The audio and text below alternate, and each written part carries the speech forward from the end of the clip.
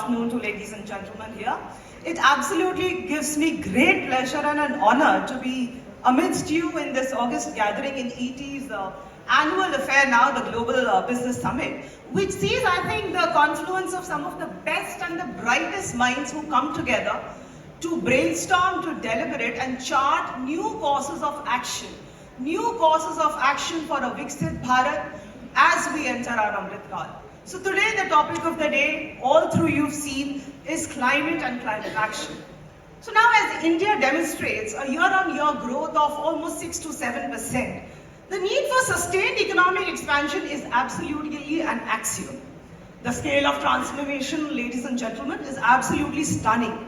Economic growth has been among the highest in the world. As we see, 135 million people have been lifted out of poverty just from 2015 onwards. And if we see a longer span of 2005-06, it's as high as 400 million people. Every year, India adds a city of the size of London to its entire country, and this implies basically vast expansion in construction of buildings, factories, transportation networks, and you name it.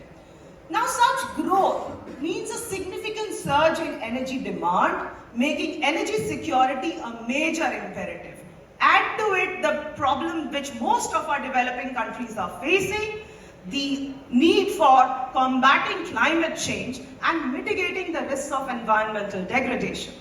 In fact, if you have read the Global Climate Index, it calls India the 7th most affected country by climate change.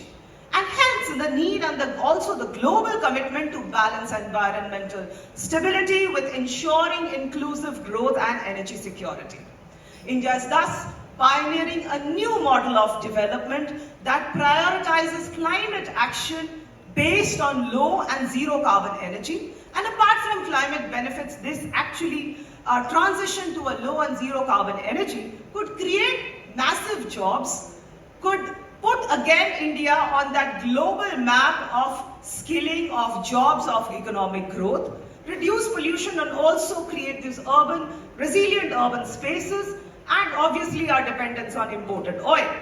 So recognizing this, India embarked on a path of championing global climate action, setting forth massive ambitious targets of programs, of policies, all that aim to mitigate emissions, adapt to changing weather conditions, and ultimately achieve the net zero commitments which were espoused by Honorable Prime Minister.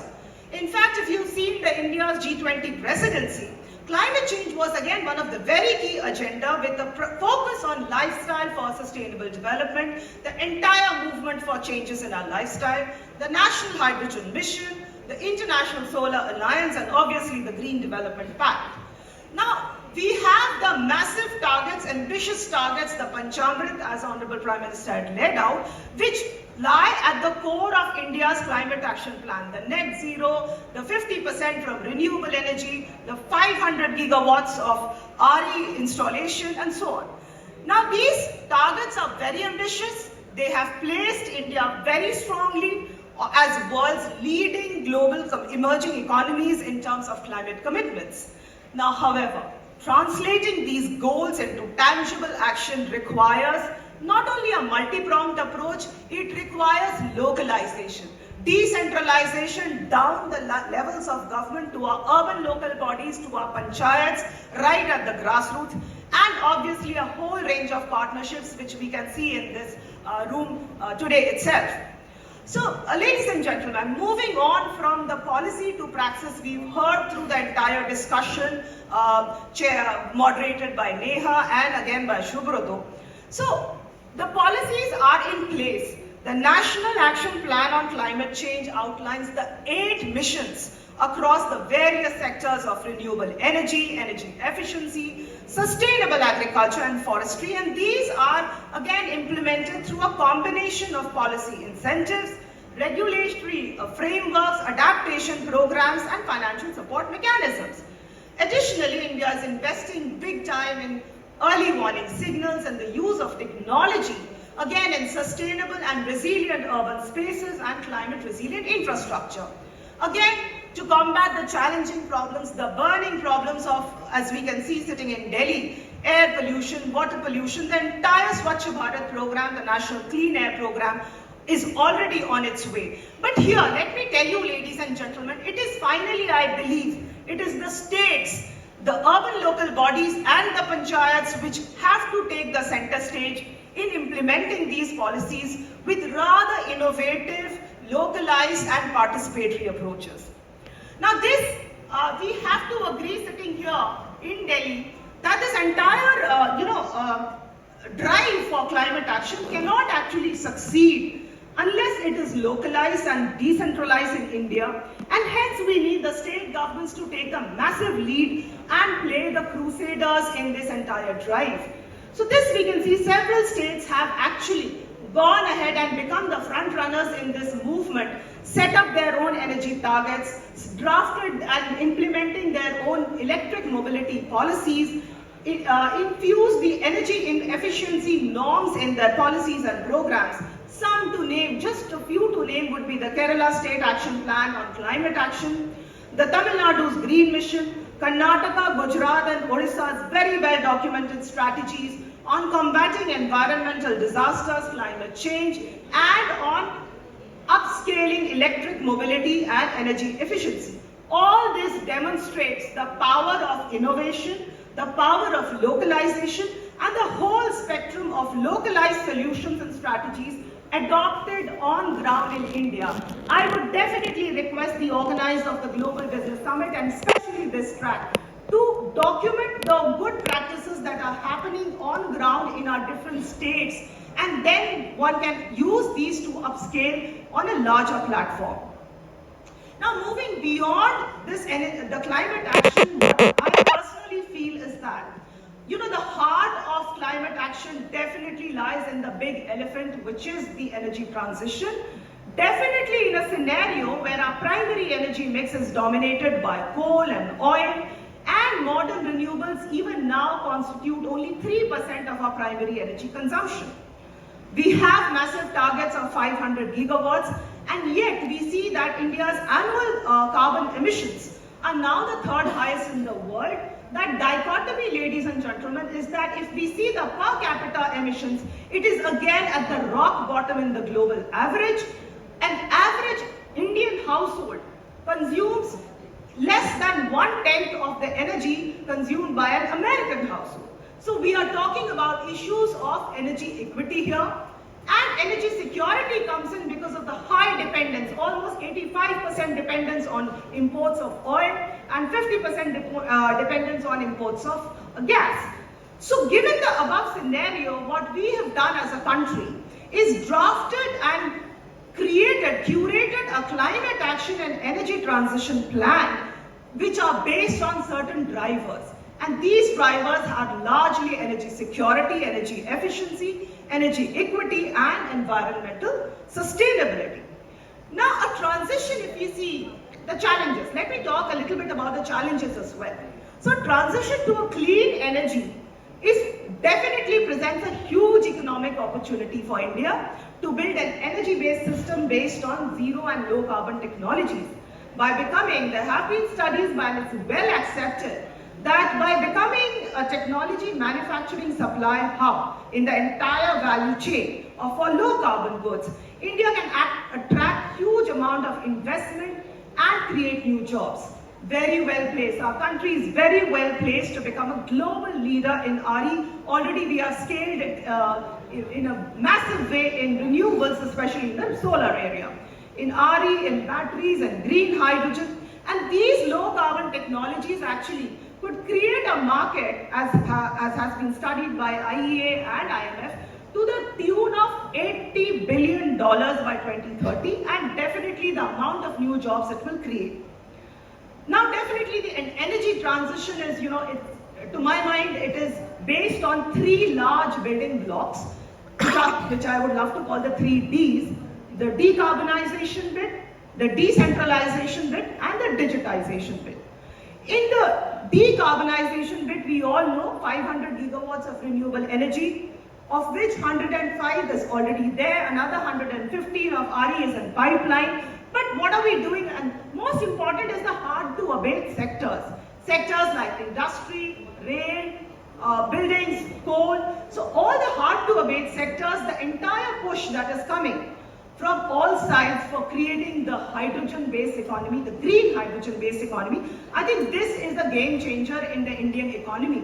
But the entire pace and speed of transition will be determined by how cost efficient we are and the cost parity to fossil fuel, and these are some things which require massive amount of investment, as has been spoken in the last session. Decentralization obviously and digitalization are largely on the importance of going local, going granular, with not only smart grids, with better technology use, all being infused for improved address of climate hazards and of incorporation and integration of renewable energy standards. Now, where is the human element in this entire thing?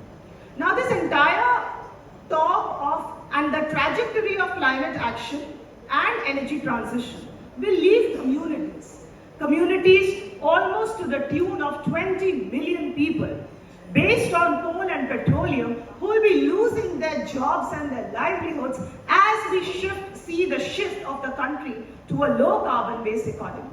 And it's estimated that for every one formal job in the petroleum and coal sector, there are 10 informal jobs which are again who are dependent on the fossil fuel based economy.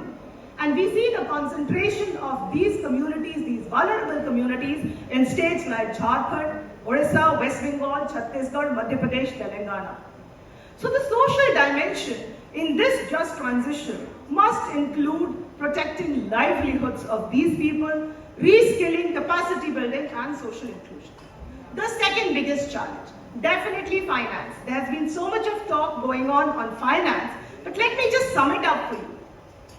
Globally, there are estimates to the tune that there is a finance gap of 2.2 trillion US dollars to reach our energy transition targets alone. And India is actively mobilizing international and domestic investments through various green finance instruments such as green bonds, carbon credits, carbon trading, and the public-private partnerships. Now, green investing is definitely emerging as a key driver for climate action in India. There have been detailed talks on that. I will again not go into it. But what is important is advocating increased climate finance support from developed countries and from multilateral donors as well, especially to assist developing countries in their climate action. And India has been doing its massive bit in terms of taking center stage in forging multilateral and global partnerships like the CDRI, the ISA, the Green Infrastructure Investment Fund and the Green Development Pact.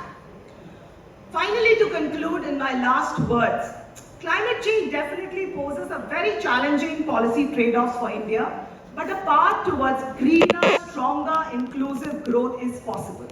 India definitely faces important sustainable development goals targets, including to continue raising the standard of living of its 1.4 billion people while also remaining committed to the global GHG emission reductions. We also face the imminent challenge of ensuring that those who are affected most by this transition and those who also remain the most vulnerable to climate shocks and hazards, especially we are talking about women, children, the aged, the disabled, workers, farmers, they are not left behind as we move towards Amrit Kal. Now this actually is the time to step up the game. The center, the states, the local governments, industry, multilateral donors, investors and civil society have to join their minds and their heads to ensure that the justness and the equity of this transition is not lost sight of as we move towards a more climate resilient country.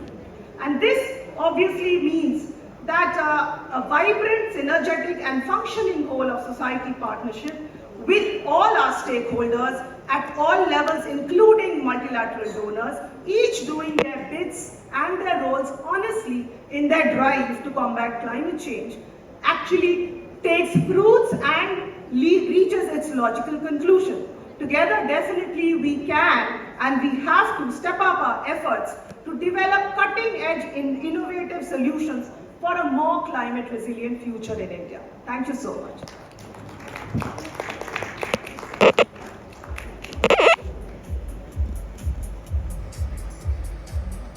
Thank you very much, Sanyukta, for those passionate words that you've shared, filled with